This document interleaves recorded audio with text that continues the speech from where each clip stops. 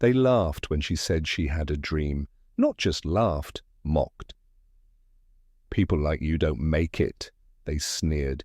"You're wasting your time." But deep down, she knew something they didn't. She wasn't afraid to fail. She was afraid of never trying. Her name was Maya, and for most of her life, the world told her she wasn't good enough. She grew up in a neighborhood where dreams were crushed before they even began, where the weight of survival drowned ambition. Her father left when she was 5. Her mother worked 3 jobs just to keep food on the table. By the time Maya turned 14, she had already heard the words, "You can't," more times than she could count. You can't go to college. You can't make something of yourself. You can't break the cycle. And for a while, she believed it. She started skipping school, hanging around the wrong people. She figured, what's the point? If no one believed in her, why should she believe in herself? But then, something happened. Something that changed everything. It was a rainy afternoon. Maya had just failed another test, one she didn't even bother studying for. As she walked home, she passed an old bookstore, the kind no one really noticed anymore. A sign in the window caught her eye. "Your story isn't over yet." She didn't know why, but she stepped inside. The air smelled like old paper and ink, and behind the counter sat a frail woman with silver hair and kind eyes. "You look lost," the woman said. Maya scoffed. "Lost? I'm just tired of people telling me what I can't do." The woman smiled, reaching under the counter. She pulled out a tattered book and slid it across to Maya.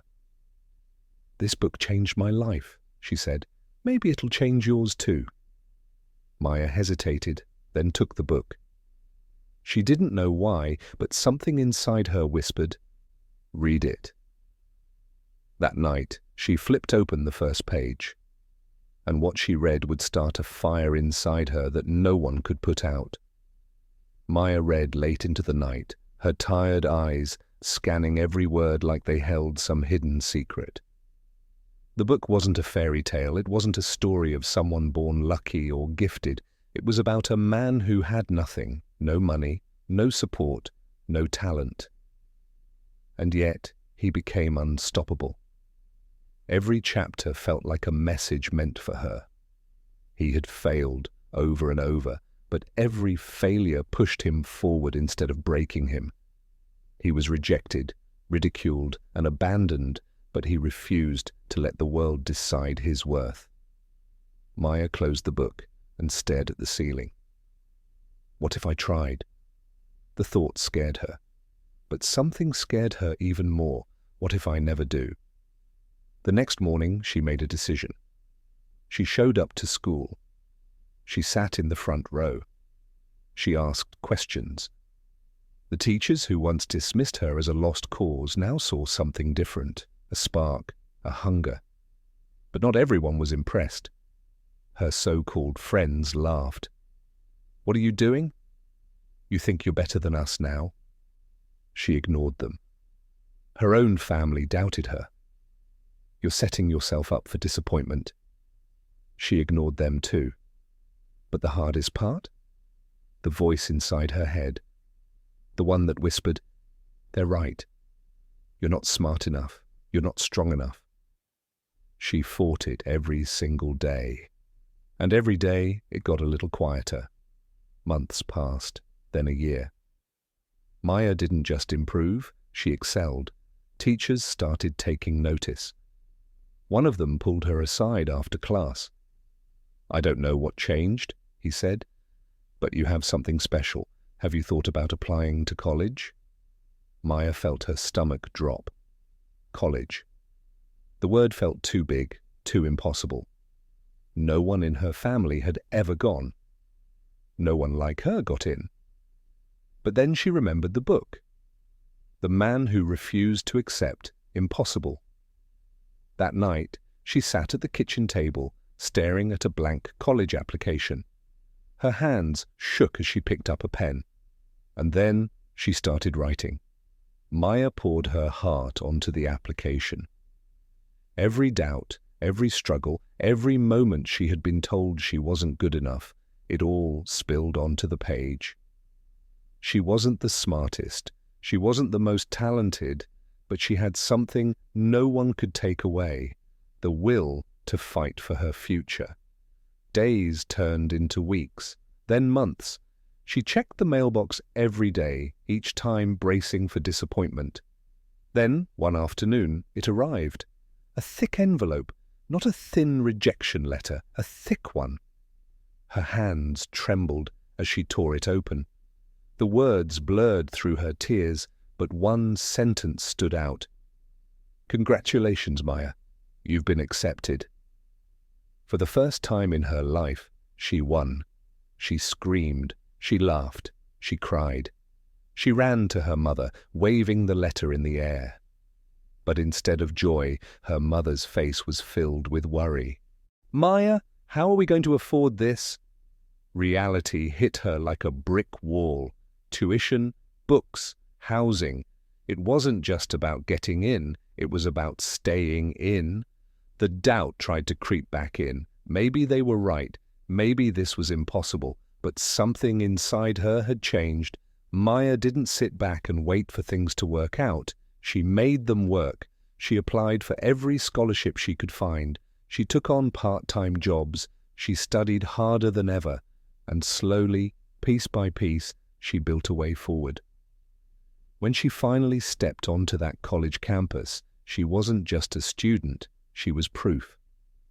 Proof that impossible is just a word. Proof that resilience beats privilege. Proof that the world doesn't get to decide who you are, you do. Years later, when Maya walked across the graduation stage, she thought about every person who doubted her, every teacher who said she wouldn't make it, every friend who laughed. She didn't hate them, she thanked them, because without them, she never would have fought this hard.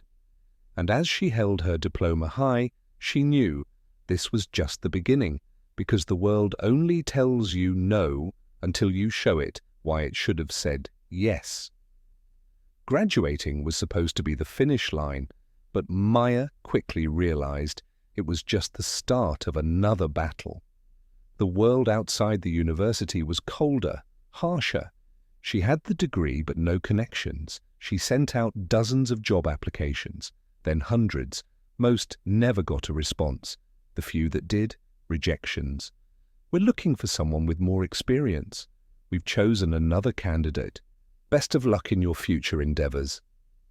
Every email felt like a punch to the gut. She had worked so hard, yet it felt like she was right back where she started, fighting to prove she was worth something. She could have given up. She could have settled. But Maya had spent her whole life being told she wasn't enough. She wasn't about to start believing it now, so she got creative. If no one would give her an opportunity, she would create one. She started small, a blog, writing about her journey, about struggle, about failure, about fighting for a future no one thought she could have. At first, no one cared. Her posts got 0 likes, no shares, no comments. But she kept going, one post at a time. Then, one day, someone shared her story, then another and another. One morning, she woke up to an email from a woman in another country. "I thought I was alone, but your words gave me hope. Thank you." That's when Maya realized this was bigger than a job. This was her purpose. She wasn't just writing, she was building something, a movement, a voice for the ones who had been told they couldn't. And then the call came. A company she had applied to months ago had read her work. They didn't care about her lack of experience. They saw her determination. "We need someone like you," they said.